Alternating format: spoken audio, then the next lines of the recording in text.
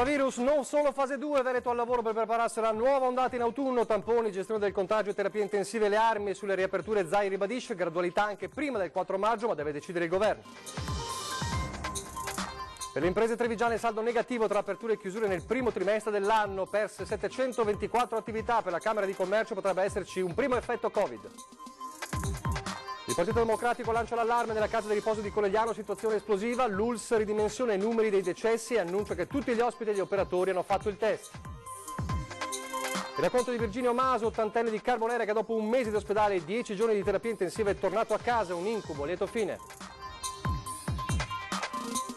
Ecocentri ancora presi d'assalto a Paese nel giorno di apertura, in 200 in coda e circolazione in tilt, identiche scene a San Polo di Piave, dove a scaricare i rifiuti arriva addirittura uno col camion. Lavoro agricolo per autoconsumo è consentito nei terreni distanti dal comune di residenza, il via libera dal Ministero per le politiche agricole. Domani alle 11 dalla chiesa di San Rocco a Venezia il patriarca Moraglia benedirà la città e il Veneto con le reliquie del santo, ricordo del voto del 1576 contro la pestilenza. La cerimonia in diretta su Antenna 3, subito prima la messa del vescovo di Treviso dal battistero del Duomo. Telespettatori di Antenna 3, buonasera e ben ritrovati, l'edizione trevigiana dunque dei nostri telegiornali. Questi i titoli, come preannunciato da Daniela Sizia nell'edizione veneziana e anche nell'edizione del Veneto. Torna a trovarci e lo ringraziamo in diretta Skype il governatore del Veneto Luca Zaia. Buonasera. Buonasera a tutti. Buonasera Presidente. Allora fra poco sentiremo anche le sue parole di oggi. Oggi abbiamo imparato che esiste anche una fase 3, così? Sì, è giusto, nel senso che è una fase 3 che è iniziata subito a seguire la fase 1 ed è una fase che ci accompagnerà fino all'autunno, che è quella di preparazione al ritorno dell'infezione. Io lo sto dicendo da settimane che l'infezione tornerà come sindrome influenzale importante nel prossimo invernata, autunno-inverno, ed è bene sapere che noi dobbiamo prepararci. Allora, partiamo proprio dalle sue parole di oggi e poi le commentiamo, perché ha parlato anche del piano di riapertura. Allora sentiamo oggi il punto stampa e poi lo commentiamo. I cittadini devono sapere che la fase 3 esiste sempre, che è quella che è peggio della 1. La fase 3 è quella che vedrà il ritorno del Covid in forma acuta, è già iniziata e la Regione è al lavoro su questo fronte. Adesso abbiamo una fase di limbo nella quale c'è il periodo di convivenza, fase 2. Poi c'è una fase 3 della reinfezione acuta, perché oggi c'è l'infezione, diciamo, ubiquitaria, ma ha passato la fase acuta, può riacutizzarsi. La fase 3 per noi è quella che è già in corso, una 3 che si sovrappone alla 2, che è quella del prepararsi alla nuova fase acuta. E qui vogliamo cogliere un'ulteriore sfida, ne abbiamo parlato stamattina, di essere ancora più performanti. Ai direttori generali nella quotidiana videoconferenza è stato chiesto di prepararsi per essere ancora più performanti quando, secondo quanto previsto dai modelli, a settembre-ottobre il virus potrebbe tornare. La partita è quella di avere una macchina da guerra sul fronte dei tamponi, quindi stiamo attrezzando le artiglierie. Allora, i tamponi sono le munizioni, le artiglierie sono le macchine e il personale e le squadre che li faranno. I dati a questa mattina parlano di 1.477 ricoverati, 79 in meno rispetto a 24 ore fa, in diminuzione di 7 unità anche i pazienti nelle terapie intensive, dove ad oggi sono 190. Si è dunque scesi sotto la soglia dei 200. Sono 5-10 pazienti che vengono ricoverati ogni giorno nelle rianimazioni. Oggi il dato dei dimessi dalle terapie intensive è superiore a quelli che vengono ricoverati nelle terapie intensive. Complessivamente negli ospedali veneti i pazienti no Covid sono 9.532, 196 in terapia intensiva. I pazienti non coronavirus nelle terapie intensive hanno superato, guardate che era un miraggio qualche giorno fa, hanno superato i pazienti coronavirus. Intanto novità anche sul fronte dei farmaci. Avigan è arrivato. Il protocollo c'è, è stato dato ovviamente al Veneto, è stato dato a Verona, poi ovviamente Verona e Padova. Una fase 3 che procede parallelamente alla fase 2, quella delle riaperture che secondo il Presidente Zaia dovrebbero essere graduali così come sono state le chiusure. Aperture graduali però anche all'interno delle stesse aziende. Aprire a tutti un poco, nel senso che se tu hai un carico di 100 dipendenti, intanto comincia con i primi 15-20 e ti organizzi e cominci a fare un po' di formazione aziendale rispetto a quello che sarà il nuovo modo di lavorare in questa azienda. Il tutto nella massima sicurezza garantita a partire dall'uso delle mascherine. Noi siamo quelli che pensano che il barbiere, la parrucchiera, l'estetista, il massaggiatore, quello che è, debba fare la sua attività con la mascherina, il cliente deve avere la mascherina. Zai alla fine replica il suo collega della Campania, De Luca, che ieri si era detto pronto a chiudere i confini della propria regione nel caso di aperture anticipate in territori dove il contagio è ancora elevato. Parlare dei grandi contagi del nord, io direi che bisogna assettare il numero di contagiati con il numero di tamponi. Sarebbe bello vedere i tamponi fatti da ogni regione, anche dalla Campania, e vedere i contagi, quindi abbiamo un numero di contagiati, o meglio un tot di tamponi per contagiato. Allora, così stamattina ci torneremo su De Luca, perché poi De Luca ha confermato l'idea della quarantena per chi arriva dal nord. Presidente, spieghiamolo ancora meglio, questa fase 3 diciamo si sovrappone, è così, alla fase 2, cioè non è una cosa che sarà in futuro, ma c'è già.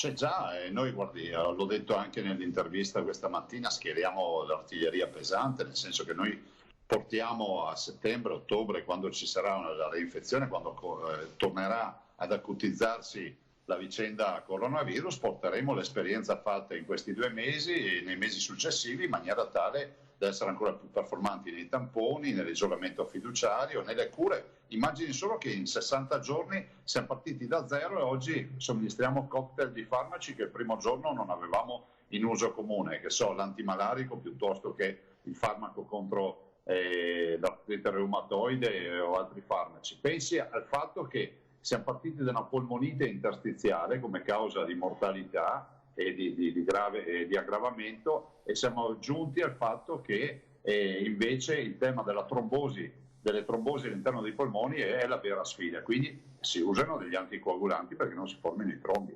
Questa è un'esperienza di 2 mesi e faremo tesoro di tutto quello che abbiamo imparato. Senta, anche da questo punto di vista, le è stato chiesto oggi, se non ricordo male, proprio in conferenza stampa, questa, per quanto è possibile capirlo, anche col modello matematico messo in campo e che voi appunto avete anche come strumento, quella dell'autunno potrebbe essere un acutizzarsi peggiore rispetto a quello che abbiamo visto? Siamo nel campo delle ipotesi, ma insomma... Cominciamo col dire che rispetto ai modelli noi dovremmo avere in teoria, se tutto sarà rispettato, per fine mese circa 500-600 persone ricoverate. Ne avremo 50-60 i primi di giugno, il che vuol dire che comunque molto probabilmente non abbandoneremo mai, non arriveremo mai ai ricoverati zero, avremo sempre qualche paziente residuale che si trascinerà.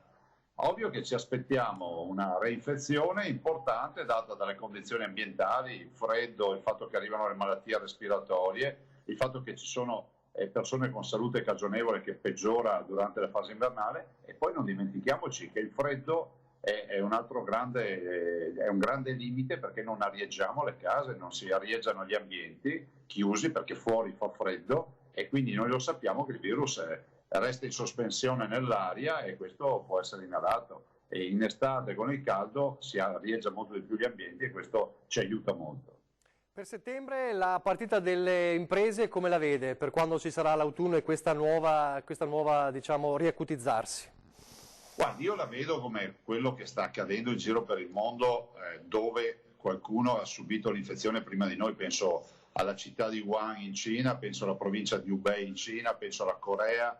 Ecco, loro hanno iniziato un progetto di convivenza con il virus. Cambieremo le nostre abitudini di vita, la mascherina diventerà un accessorio che ci portiamo sempre dietro, come abbiamo iniziato una decina d'anni fa, 15 anni fa col telefonino, 20 anni fa quando è comparso il telefonino nelle nostre mani, nelle nostre tasche, così accadrà per la mascherina.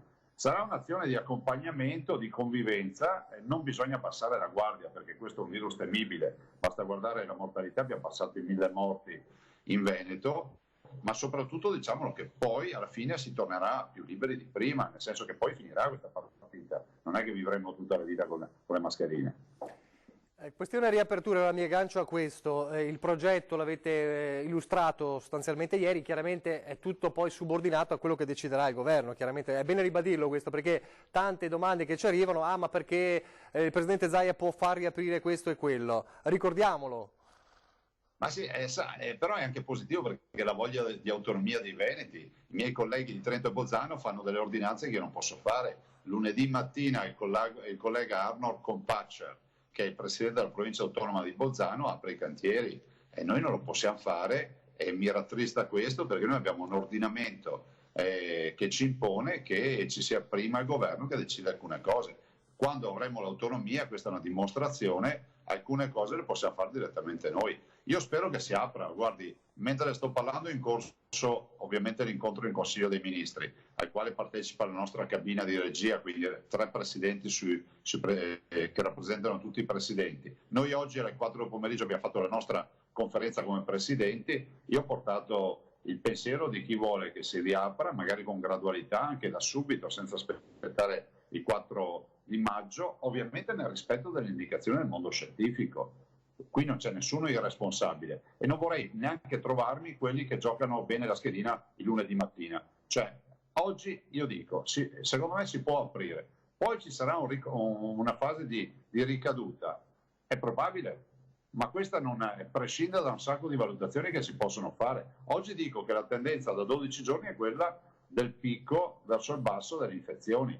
Ovviamente sappiamo che vivremo in convivenza con il virus, con tutti gli annessi e connessi che portano a convivenza con un virus. Lei sta dicendo sostanzialmente è impossibile, cioè non possiamo aspettare che arrivino i contagi zero, altrimenti qui va a scatafasci, questo è il concetto.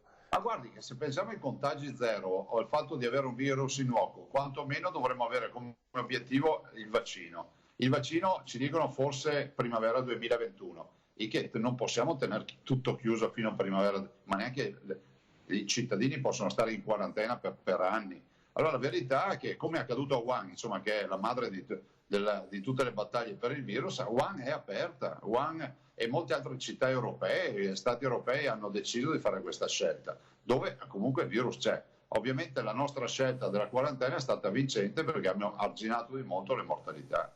Mi ha lanciato l'assist con l'autonomia, allora le chiedo, se lei avesse adesso in mano l'autonomia già, cosa aprirebbe da lunedì? Ma guardi, io aprirei tutto con gradualità. Gradualità, cioè direi pronti alla linea di partenza tutti, però non a 100 all'ora sull'acceleratore, ma si parte piano per andare alla velocità di crociera che è quella delle aziende a pieno regime. Anche perché i primi giorni insomma, sono fondamentali per far ripartire i motori, per assettare le aziende rispetto alle nuove norme. Guardi, i nostri imprenditori sono persone eccezionali. Hanno a cuore la salute dei loro lavoratori perché sono il loro primo patrimonio. E le dico anche che l'assessore Lanzarin con gli altri assessori, Bottacin e gli altri assessori si sono incontrati proprio ieri pomeriggio con le parti sociali che con molto senso di responsabilità assieme alle imprese hanno condiviso e stanno mandando anche eventuali altre osservazioni il progetto che la Regione ha già stilato per, diciamo, gli accorgimenti per poter aprire le imprese, che non sono stravolgimenti della vita, sono l'uso della mascherina in tutti i posti dove si riesce ad utilizzare ed è fondamentale utilizzarla, i guanti piuttosto che il gel disinfettante, le distanze di sicurezza e così via. Senta, parliamo un po' anche di qualche polemica che sta emergendo un po' da giorni. Allora, lei l'ha già detto oggi, insomma, ho altro a cui pensare in questo momento, però il tema delle elezioni regionali, quando farle, è chiaramente un po' sul piatto, anche perché poi lunedì il Viminale dovrà decidere qual è la forbice, diciamo, qual è la data, insomma, delle elezioni. Toti oggi, il presidente della Liguria, della regione Liguria, dice sulle elezioni insieme ai governatori Zaia, De Luca ed altri abbiamo già indicato al Ministro degli Interni la proposta di una data 12 luglio, nella considerazione che se riapriamo il Paese non possiamo vietare il voto. Su questo poi è arrivato una specie di appello da parte del segretario Dem Veneto Alessandro Bisato, che ha ribadito votare a luglio non si può dal punto di vista epidemiologico, non si può dal punto di vista economico, è anche un deficit di democrazia perché, dice Bisato, saranno molti i cittadini che per paura rinunceranno a recarsi ai seggi. Allora, 12 luglio mi conferma che è un'ipotesi che avete portato al Ministero dell'Interno? Sì, le confermo, però ai cittadini mi hanno spiegato 2 o 3 cose fondamentali. La prima che per fare le elezioni ci vuole un decreto del Consiglio dei Ministri, quindi è questo governo che non è di certo affine alle mie idee, quindi sono loro che decidono. Dopodiché ci sono a bocce ferme, le elezioni si dovrebbero fare in una finestra che va dal 15 ottobre al 15 dicembre. È dichiarato che non si faranno mai più, visto e considerato che se arriva l'infezione, chi è, e lo dice l'OMS, l'Organizzazione Mondiale della Sanità, chi è che va a votare a ottobre o a novembre?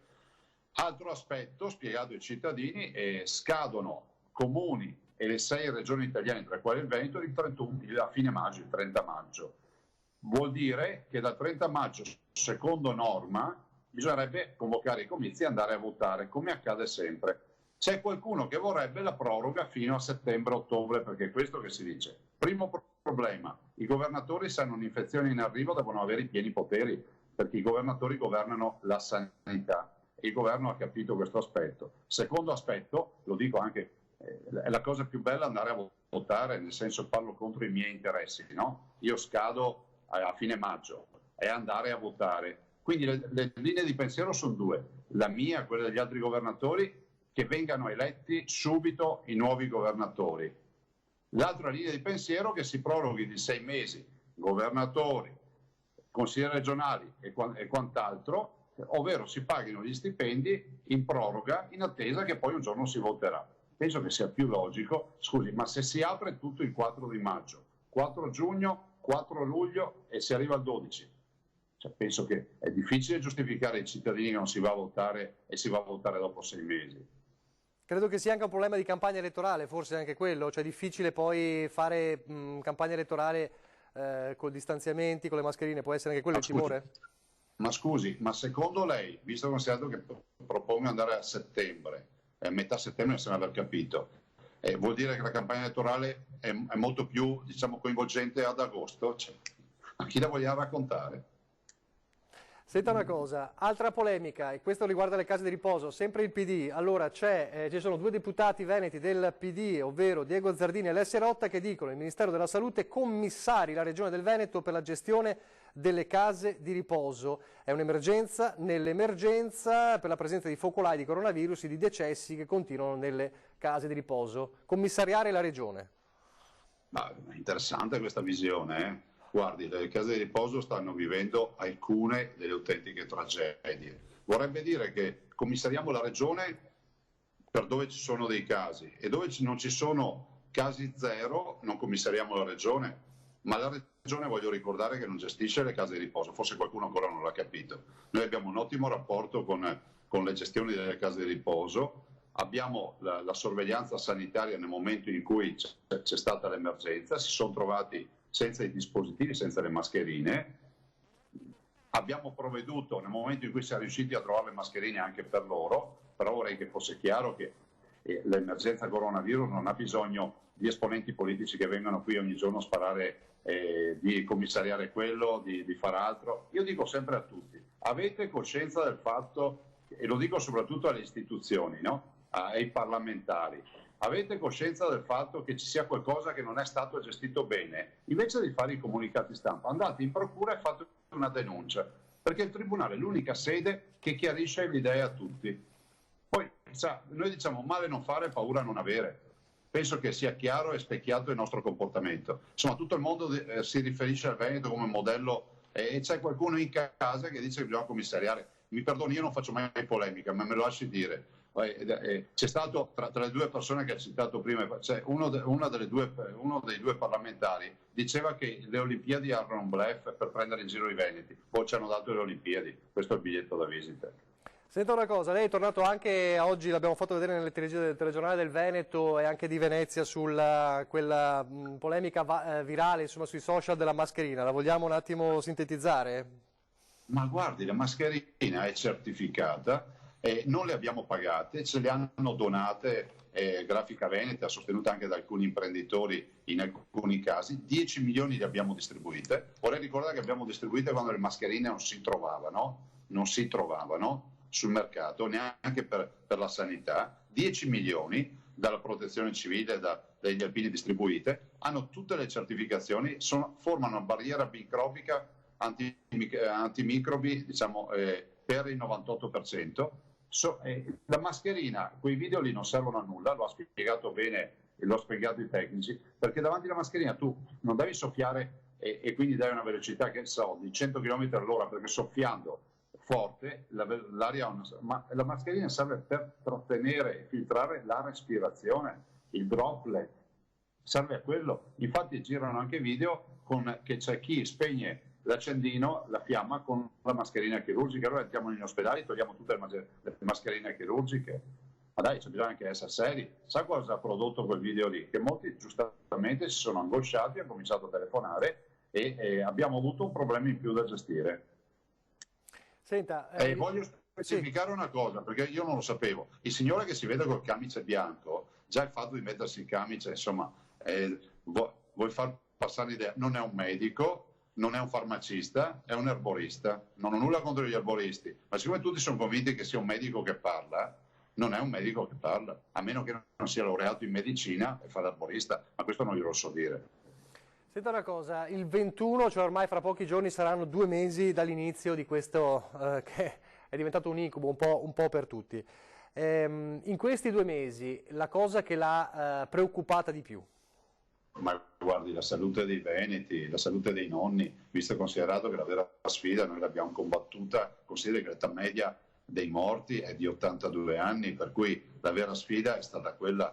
Pensi che siamo partiti da 494 terapie intensive, ne abbiamo allestite 825 e notte e tempo, ma veramente notte e tempo, col buio siamo riusciti a recuperarci i respiratori, siamo andati a comprarci un carico di respiratori in Svizzera, nessuno se n'è accorto, no? Si ricorda che erano tutte chiuse le frontiere. Il Veneto si è portato a casa 50 respiratori dalla ditta Hamilton, Svizzera. Questo abbiamo fatto noi.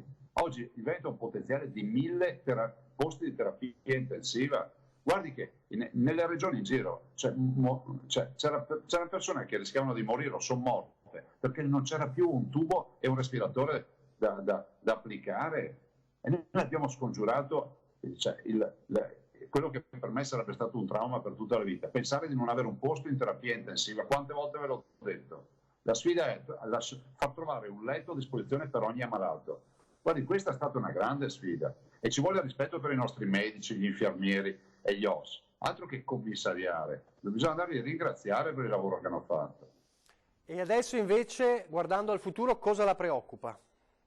Mi preoccupa il fatto che i veneti debbano rispettare le restrizioni che ci saranno, che non voglio vedere persone che girano con la mascherina messa al collo o col naso fuori. Lo si dice per il bene che vogliamo le persone, nel senso che devono mettersi in sicurezza. La mascherina va utilizzata, non è una roba da mettersi su al collo perché comunque c'è qualcuno che ti dice di utilizzarla. È come girare col casco in moto senza il sottolingua agganciato. Quando cadi ti spacchi la testa. Scusatemi l'espressione. La mascherina va utilizzata. Vi do solo un dato e lo dico a tutti quelli che mi stanno ascoltando. Abbiamo fatto i tamponi a tutto il personale della sanità e anche abbiamo fatto i test, i tamponi, entrambi anche alle case di riposo. Su 10.000 circa medici che lavorano negli ospedali del Veneto, sa quanti sono positivi? L'1,3%. Cosa vuol dire? Che le mascherine servono.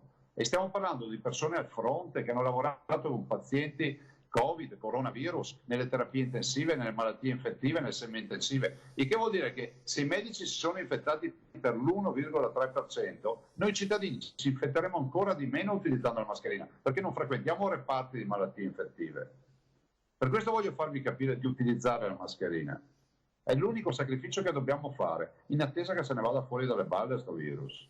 Così ha un po' risposto anche alla domanda che volevo fare, cioè ci segnalano purtroppo oggi anche tanti cittadini che vedono addirittura gente che va a trovare i vicini, feste, festicciole eccetera, come se qualcuno avesse interpretato il famoso via libera che non c'è e che insomma lei ha ribadito più volte. Ribadiamolo ancora una volta, insomma, no. La riapertura graduale intanto riguarda le aziende prima di tutto e con una fase in cui tutti devono essere, come dire, edotti della distanza di sicurezza, eccetera, eccetera, con i dispositivi. Ma è un altro discorso.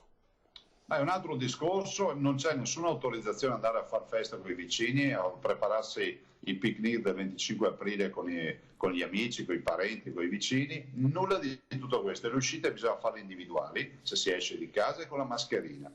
Cioè non è la volontà di essere sadici per rompere le balle ai cittadini, ma è semplicemente per mettere in sicurezza la sanità. Guardi, i numeri sono inesorabili. Voi avete visto che oggi abbiamo avuto nel bollettino 190 persone in terapia intensiva malate coronavirus.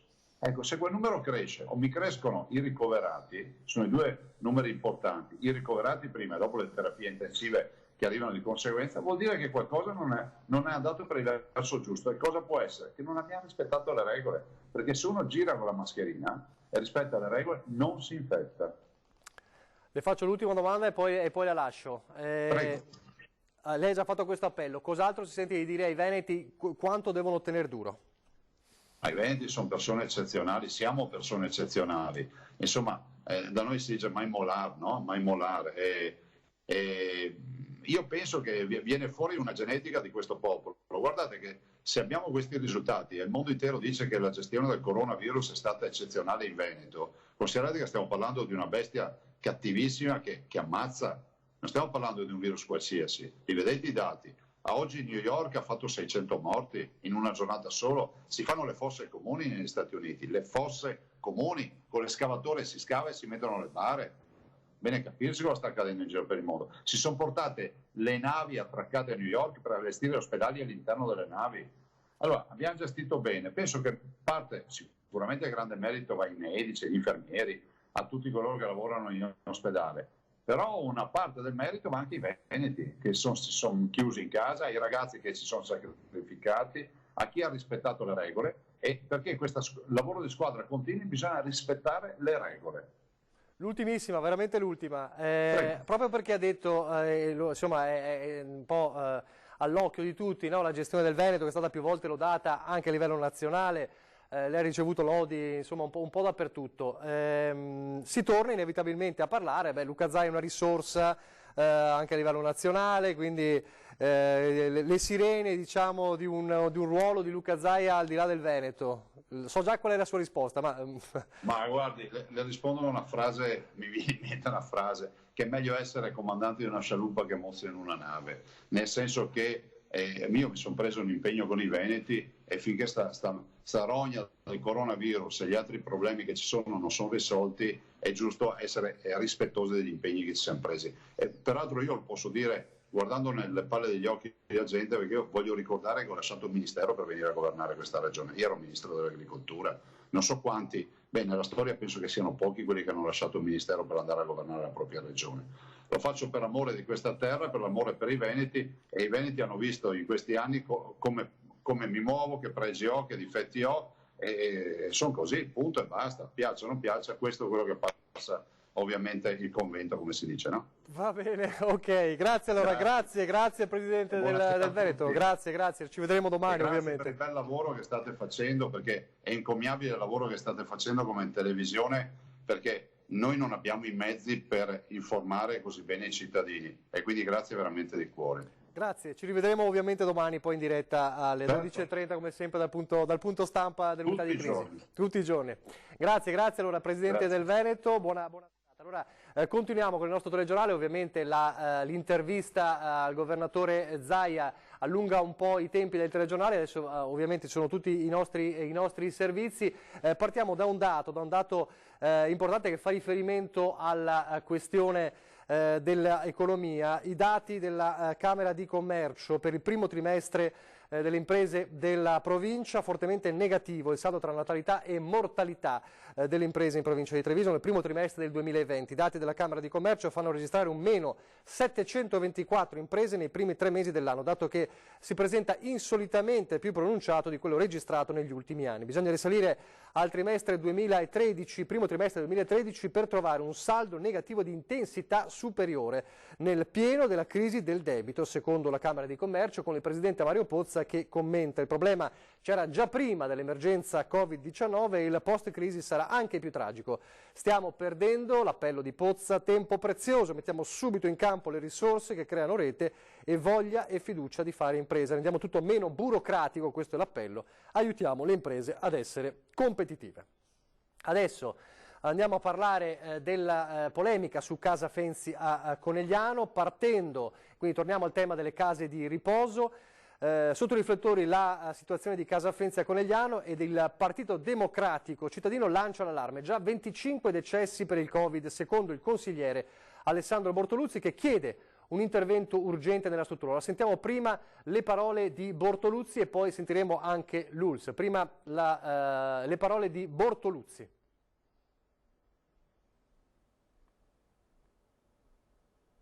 A Conegliano, Casa Fenzi, abbiamo 25 morti in 15 giorni, è una cosa drammatica. Il pensiero va ai familiari di questi ospiti che sono lì in attesa di qualche telefonata, qualche volta un esito drammatico, senza informazioni e senza una risposta alle tante domande che ovviamente si pongono. Perché succede questo? Perché mio padre è morto? Perché mio nonno è morto?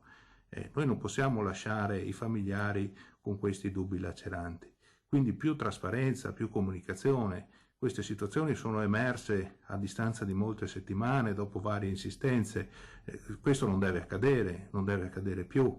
Quindi il nostro appello è che adesso si prenda in mano con una vera task force queste situazioni particolari, che si passi ai tamponi di tutti gli ospiti che ancora non risulta siano stati fatti, forse sono stati fatti in queste ore dopo le solite uscite giornalistiche, però questo non deve succedere. Insomma, ecco, occupiamoci dei nostri anziani di più, parliamo meno di cose che hanno poca, tutto sommato, rilevanza, insomma, ecco, lo jogging piuttosto che la passeggiata. Il problema vero è all'interno delle case di riposo. Allora sentiamo l'ULSS 2 proprio sul tema di Casa Fenzi.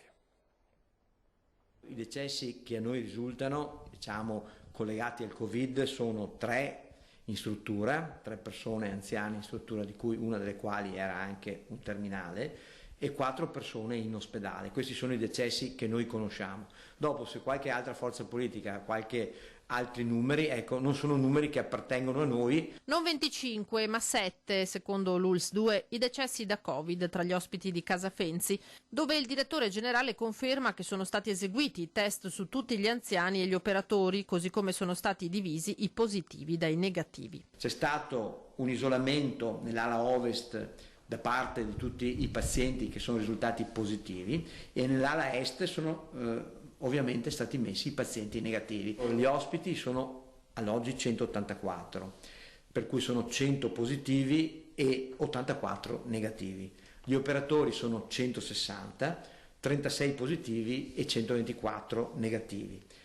Sui positivi, sugli ospiti positivi, sui 100 ospiti positivi, 89 sono asintomatici, cioè sono positivi senza nessun sintomo. 11 quelli con tosse e febbriciatola seguiti dai medici della struttura. Ma oggi anche andrà il nostro infettivologo a visitarli e a vederli, e anche a discutere le terapie con i medici della struttura. Dall'ULSS sono stati messi a disposizione ulteriori operatori e forniti dispositivi di protezione. Per l'azienda sanitaria non si tratta dunque di una situazione allarmante, ma di certo da seguire con attenzione.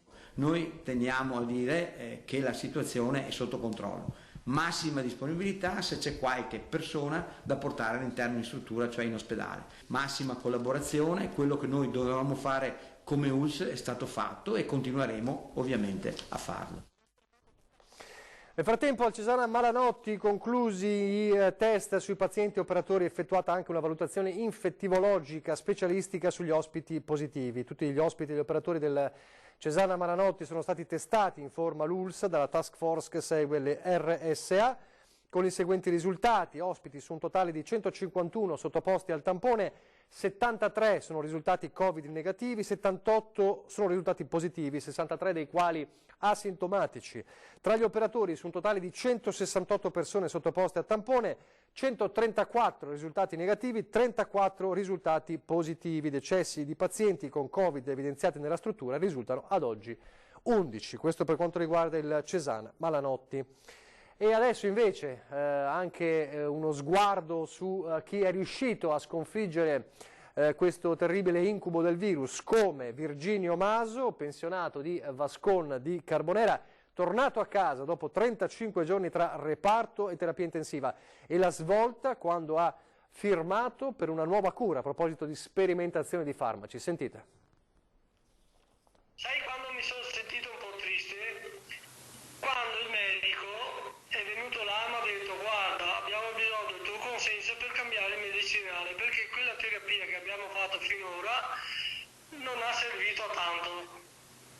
E io gli ho detto: dottore, io di murature e di malta mi intendo, di medicine no, sono sulle vostre mani. Davvero buone mani quelle dei medici del Cafoncello che hanno guarito Virginio Maso, pensionato di Vescon contagiato da coronavirus. Tutto iniziato con una comune febbre e nulla più. Una storia lunga 35 giorni, tra reparto e terapia intensiva, tra maschera per l'ossigeno e medici e infermieri che sembravano astronauti, ma soprattutto vinta grazie alla fiducia che Virginio ha riposto in chi lo curava, accettando quasi una sfida con il virus. Dopo 20 giorni circa si sono accorti che non miglioravo, allora hanno voluto il mio consenso per provare un medicinale nuovo, mi sembra giapponese, non so, il nome giusto, con quattro flebo di quello là ha cambiato tutto. Ennesimo esempio che di coronavirus anche nelle forme più pesanti si può guarire, un contagio che però a vederlo fa paura. I problemi più grandi li ho avuti perché questi qua, tornati dalla sala rianimazione, uno una settimana e uno l'altra settimana, subito sembravano a posto, poi andavano in delirio e urlavano tutta la notte, facevano pena proprio.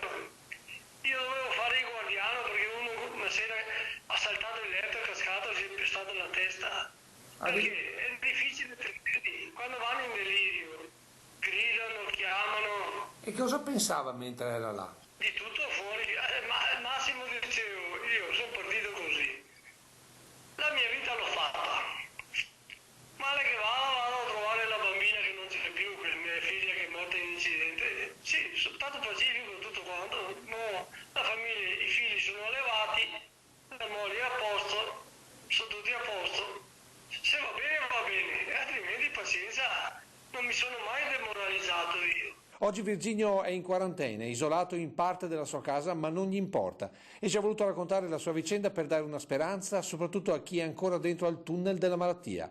Una speranza, ma anche un consiglio. Io dico sempre che bisogna essere ottimisti, perché con l'ottimismo, se tu vai a deprimerti, ti aiuti ad andare male. Poi c'è purtroppo invece chi viene vinto da questo terribile virus. C'è un lutto che colpisce il liceo Canova di Treviso, ma anche il mondo dell'associazionismo, la scomparsa di Fabio Brotto, che qui vediamo in una foto con la moglie Lia, docente del liceo Canova, docente di storia e filosofia, nonché presidente di Autismo Treviso Onlus, e dunque il cordoglio di queste ore apprendiamo con tristezza della scomparsa del professor Fabio Brotto, presidente di Autismo Treviso Onlus, dice l'associazione Sensibilmente Onlus in un post sulla pagina Facebook. È stato una figura importante nella lotta per i diritti delle persone con autismo, lottato contro il virus per settimane e oggi purtroppo è arrivata la triste notizia. Anche la moglie dice in un suo post ha annunciato la scomparsa del professor Brotto. La situazione è precipitata, poco fa Fabio ci ha lasciato, ha lottato fino all'ultimo contro questo morbo vigliacco. Dunque un lutto che colpisce purtroppo la comunità di Treviso e non solo a causa del coronavirus. Adesso un altro fronte totalmente diverso che riguarda i CERD, gli ecocentri che continuano ad essere presi d'assalto in questi giorni da chi a casa ha accumulato rifiuti e ramaglie in queste settimane. Oggi sabato situazione ancora più complessa perché diverse piazzole riaprivano proprio oggi. Queste sono le immagini che si riferiscono alla lunga coda di auto che sia in mattinata che nel pomeriggio ha riguardato l'ecocentro di Paese. Malgrado l'appello del sindaco Katia Uberti a cercare di non andarci tutti da subito, la strada che da Castagnole conduce a Porcellengo è stata intasata dalle auto fin dalle prime ore, con gli agenti della polizia locale che si sono ritrovati a intervenire per gestire la viabilità. 300 accessi soltanto in mattinata. E questo è accaduto ad esempio anche a San Polo di Piave. Nel prossimo servizio vediamo proprio il centro Savno di San Polo di Piave. Nonostante la chiusura meridiana c'è stato appunto l'assalto e ci sono anche i consigli da parte di chi gestisce la situazione, i consigli insomma agli utenti. io non riesco a capire, o che avevano le case piene di roba, oppure guardate, questo è colme. E stamattina sarà ieri sera, e stamattina li abbiamo votati tutti. È tra l'incredulo e lo sconsolato il presidente di Savno, l'azienda che gestisce la raccolta urbana per la Sinistra Piave. E come dargli torto guardando questi container già pieni di tutto a metà mattinata, ma soprattutto contando l'interminabile fila di macchine che sono già in coda nonostante il centro sia chiuso per la pausa di mezzogiorno. Siamo a San Polo di Piave e qui di situazioni simili non ne hanno mai viste. Io sono in coda da un'ora e mezza circa. Ma qui è chiuso, ma perché si è messo in coda? Perché l'altro giorno ho aspettato 2 ore e mezza, Era la coda fino fuori sulla statale. Ma come mai hai deciso di passare il sabato? L'accumulo di materiale a casa durante questo periodo di lockdown, quindi... Ha deciso di fare pulizia? Sì, bisogna. Sono stato stamattina qua, era troppo la coda lunga, sono tornato indietro, sono venuto qua il pomeriggio, adesso prima dell'1 per non fare la coda. E mentre registriamo queste interviste la coda si allunga a dismisura di auto ma anche di furgoncini e trattori con rimorchio, tutti colmi di oggetti da buttare. Da notare che in Sinistra Piave i centri sono aperti da giorni. Da mercoledì la coda è costante purtroppo, anche mercoledì abbiamo svuotato tutto, giovedì abbiamo svuotato tutto, ieri sera abbiamo svuotato tutto. Sì, ma solo qui a San Polo? Non ho dappertutto purtroppo, qui a San Polo sono pochi forse sono uno dei posti dove c'è stato un po' più ordine. Sicuramente uno degli effetti delle restrizioni in casa per molti riconvertito in tempo da dedicare al riordino di magazzini e armadi, una situazione che potrebbe durare ancora a lungo e per questo dal Presidente De Luca un appello con monito ai cittadini. Un po' di serietà per quelli che arrivano con i camioncini a scaricare, con i trattori, che vengano con meno, perché ci vuole un po' di rispetto anche per quelli che tutti gli altri che arrivano con le macchine. Un conto è scaricare una macchina, un conto è scaricare un camioncino, che aspettino un po', oppure che vengano con la merce già divisa bene, in modo che si fa presto, perché altrimenti la gente aspetta. È giusto. Così avete visto dunque anche le indicazioni da parte di Savno. Adesso alcuni importanti chiarimenti dal governo sul fronte manutenzione, giardini ma anche orti. Allora, la cura e la manutenzione di parchi e giardini privati sono attività consentite anche nei giardini delle seconde case ubicati in comuni diversi da quelli di residenza. Lo ha reso noto oggi il Ministero delle Politiche Agricole, Alimentari e Forestali. Fate attenzione alle indicazioni. Per quanto riguarda i giardini delle seconde case, cura e manutenzione possono essere effettuate solo dal personale incaricato che svolge attività imprenditoriale riconducibile al codice Ateco, in quanto per i proprietari o locatari l'accesso alla seconda casa è consentito soltanto se dovuto alla necessità di porre rimedio a situazioni sopravvenute e imprevedibili. Altro chiarimento: il lavoro agricolo per autoconsumo, quindi la coltivazione dell'orto, di terreni anche di piccole dimensioni distanti dal comune di residenza è consentito. Così commenta la ministra Teresa Bellanova, impediamo che vadano perduti raccolti e piccole produzioni per autoconsumo e al tempo stesso garantiamo cura e manutenzione dei terreni agricoli e del paesaggio. Anche qui ovviamente l'indicazione: la coltivazione è consentita a condizione che il soggetto interessato attesti con autodichiarazione il possesso di tale superficie agricola produttiva e che essa sia effettivamente adibita ai predetti fini, con indicazione del percorso più breve per il raggiungimento del sito. Non è un via libera, bisogna avere un'autocertificazione che ovviamente dica che registri, diciamo, la proprietà del terreno, però è consentito in comuni anche al di fuori da quello di residenza. Questo è un chiarimento importante perché tante domande arrivano anche sul fronte della coltivazione degli orti al di fuori del proprio comune. Adesso la pubblicità e poi torneremo in diretta.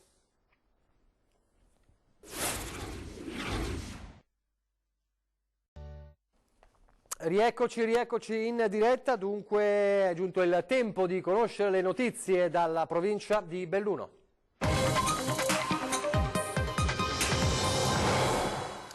Allora parliamo del turismo, la montagna bellunese che è pronta a ripartire, lo dice il presidente della provincia Padrin, che dice facciamo di tutto per non perdere la stagione estiva. Questo è un altro grande tema. Ieri una riunione organizzativa con la struttura di promozione turistica della provincia. Vediamo quali sono gli scenari. Il coronavirus potrebbe essere la grande occasione di rilancio delle terre alte e delle Dolomiti bellunesi. Sembra un controsenso, ma non è così, perché la vacanza in montagna non si presta a assembramenti e affollamenti, al contrario è considerata sicura e salubre anche dagli esperti, quindi il sistema bellunese è pronto a giocarsi fino in fondo le carte per la stagione estiva, anche con progetti mirati di valorizzazione e di promozione. Faremo di tutto per non perdere la stagione estiva. Questo è quanto emerso da un incontro che abbiamo voluto organizzare come provincia insieme alla Camera di Commercio, ma soprattutto la DMO Dolomiti, al quale ha partecipato anche Roger De Menec in qualità di presidente del Fondo dei Comuni di Confine. L'obiettivo qual era? Era quello di cercare di capire come programmare quello che è un po' il futuro alla luce del coronavirus. Le proposte non mancano e sono tutte coniugate a un'offerta nel segno della sicurezza. Si farà leva sulla promozione del contesto dolomitico come ambiente salubre, sulla grande bellezza della montagna, del paesaggio, ma anche dell'arte, della cultura e della gastronomia. Chiusa una stagione invernale che veramente stava realizzando dei risultati straordinari, io sono convinto che la montagna ha sicuramente più possibilità del mare nel post-coronavirus. Sulla partita del rilancio turistico ci sarà anche un impegno ancora più deciso del Fondo Comuni di Confine. Intanto provincia e DMO, che si riuniranno ancora il prossimo 30 aprile, sono alla finestra per capire le nuove date di grandi eventi sportivi che solitamente sono promozionali per il turismo, come il Giro d'Italia. A seconda del decorso dell'emergenza, i mesi autunnali potrebbero essere utili per recuperare almeno alcune delle manifestazioni annullate. Sicuramente non sarà facile, ma ci vedrà tutti uniti per cercare di creare una comunicazione e un marketing preciso che possa portare benefici a tutta la montagna bellunese. Torniamo a parlare di imprese, un po' come abbiamo visto anche nella parte trevigiana, nella parte della provincia di Treviso, un po' il focus sul primo trimestre del 2020. Legittimo chiedersi se l'emergenza Covid-19 stia già producendo effetti sulla natalità e la mortalità di impresa nel bellunese. L'occhio di Infocamere, che ha analizzato i dati del trimestre, al momento sconfessa qualsiasi modifica della demografia delle stesse imprese. La parte più rilevante infatti del saldo negativo è stato misurato a gennaio e febbraio. Il settore più penalizzato è comunque quello del commercio al dettaglio, che perde 82 imprese su base annua, facendo registrare la flessione tendenziale assoluta più bassa dell'ultimo decennio. Il calo è esteso al manifatturiero, soprattutto nel settore della metalmeccanica, dell'agricoltura e delle costruzioni. Ma il Covid-19 a questo punto, in riferimento a questi dati, c'entra poco, pur se già ci sono avvisaglie da non sottovalutare. Il lockdown in provincia di Belluno è stato soft, merito dell'occhialeria, che è stata esclusa sulla base dei codici Ateco, e del manifatturiero per quasi il 56% delle unità locali. Intanto, invece, su un altro fronte, approvati i criteri per la riapertura dei mercati alimentari, il via oggi in centro città, Belluno, nella frazione anche di Castion.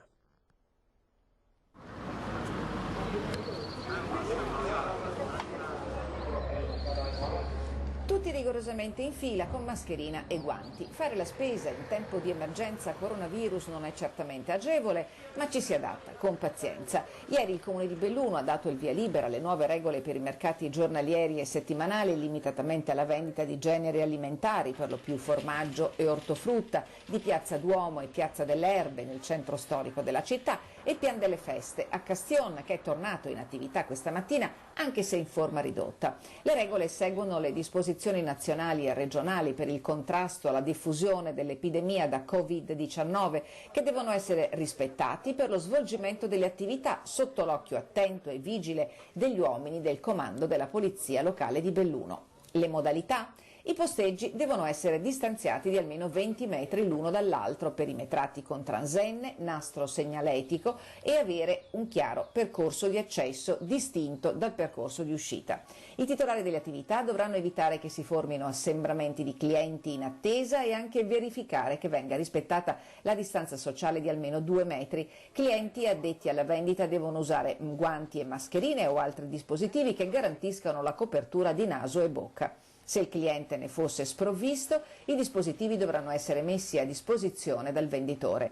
Gli accessi, come nelle altre attività, dovranno essere scaglionati, consentendo l'ingresso all'area di vendita di una sola persona alla volta, fatta eccezione per le persone che necessitano di accompagnamento, come i minori di 14 anni e i disabili. È un segnale che abbiamo voluto dare cercando di coniugare la necessità di prosecuzione dei servizi per i cittadini con le esigenze di sicurezza dei commercianti e dei clienti, spiega l'assessore Yuki D'Emilia. Abbiamo quindi adottato dei criteri di contingentamento e di distanziamento che consentono, laddove reso possibile dagli spazi, lo svolgimento delle attività in sicurezza. Il provvedimento non interessa al momento le aree del mercato storico di Cavarzano e di Piazza Piloni, perché l'attività ambulante si svolge su aree di sosta che non possono essere soppresse, vista l'impossibilità per i cittadini di uscire solo per liberarle spostando l'auto, quindi senza valida motivazione. A Cavarzano invece non sarebbe possibile far rispettare le distanze tra le attività e evitare possibili assembramenti.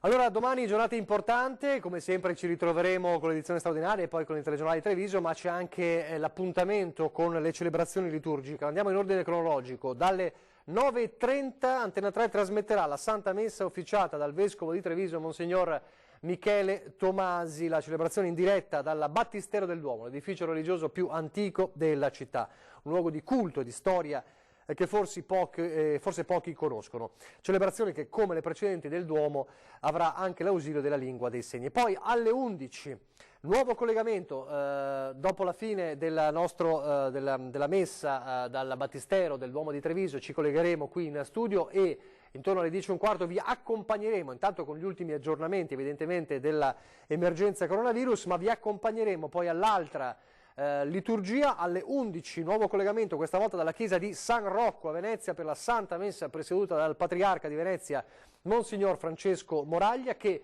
benedirà il Veneto con la reliquia del Santo San Rocco, in ricordo del voto fatto dalla Serenissima a protezione della peste del 1576 che portò poi alla costruzione della chiesa del Redentore. Quindi appuntamento molto importante quello di domani, 9:30 la messa dal Battistero del Duomo di Treviso e poi alle 11 la messa da San Rocco, dalla chiesa di San Rocco a Venezia, la benedizione con la reliquia del Santo contro la pestilenza, fortemente simbolico evidentemente in questo periodo. Adesso invece tempo di Bimbi in TV, perché la nostra rubrica continua, sono tantissimi video che stanno arrivando, li faremo vedere tutti, non preoccupatevi. Questa sera vi facciamo vedere una performance davvero particolare di Tommaso da Rosolina, vengono da tutto il Veneto evidentemente i video, una performance canora, sentite. Oggi la quarta A canterà Nessun dorma causa quarantena Covid-19. Canta Piazza Tommaso. Nessun dorma, tu puro principessa, nella tua fredda stanza, guardi le stelle che tremano d'amore e di speranza, ma il mio mistero è chiuso in me, il nome mio nessun saprà, no, no, sulla tua bocca lo dirò, quando la luce splenderà, di legua notte, tramontate stelle, all'alba vincerò, vincerò.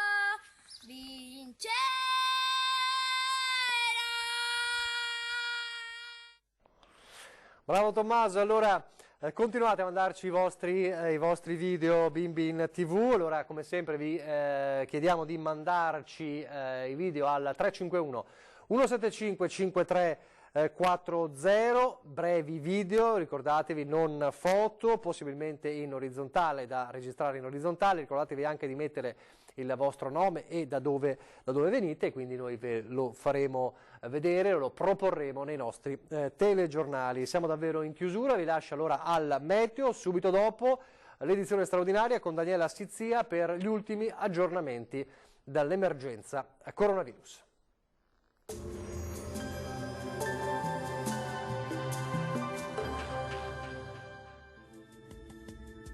Bentrovati al meteo. L'alta pressione si indebolisce, avvertiremo gli effetti in parte anche sul nostro territorio proprio nella giornata di domenica 19 aprile. La previsione nel dettaglio. Sul Veneto sarà in prevalenza stabile e soleggiato nelle ore pomeridiane e sulle zone montane possibili precipitazioni anche a carattere di rovescio in locale estensione serale su parte delle zone prealpine e anche delle pianure. Vediamo anche le temperature minime tra 7 e 13 gradi, valori massimi compresi invece tra i 18 e i 24 all'incirca. Avremo un ampio soleggiamento anche sul Friuli Venezia Giulia, tuttavia in giornata non si escludono degli acquazzoni sui monti, anche qui impossibili fin verso le pianure. Temperature minime tra 8 e 13 gradi, massime fino a 24. Ci spostiamo infine sul Trentino Alto Adige, bel tempo con tanto sole ovunque, salvo per qualche locale piovasco sui settori di confine. Temperature minime sui 10 gradi, massime invece fino a 26 gradi all'incirca. Dal meteo per ora è tutto, vi auguro un buon proseguimento in compagnia di Antenna 3. Arrivederci.